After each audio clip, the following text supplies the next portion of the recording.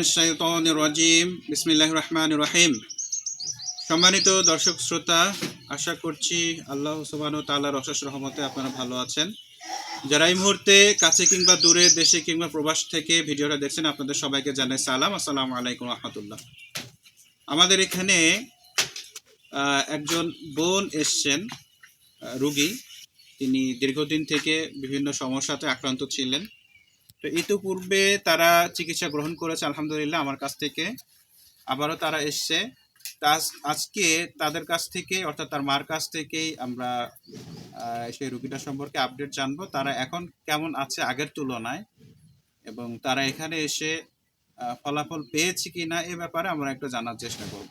আসসালামু আলাইকুম। আসসালামু আলাইকুম। আমার মেয়ে অনেকদিন ধরে অসুস্থ ছিল। সেই অসুস্থতার কারণে আমি এখানে আসছি। আমার মেয়ে আগের চেয়েও এখন বর্তমানে অনেক সুস্থ। আশা করি যে এরপরও সম্পূর্ণ সুস্থ হয়ে যাবে। আগে আপনার মেয়ের যে অবস্থা ছিল সেটাকে আপনারা ফলাফল পেয়েছেন? জি, পেয়েছি। আলহামদুলিল্লাহ।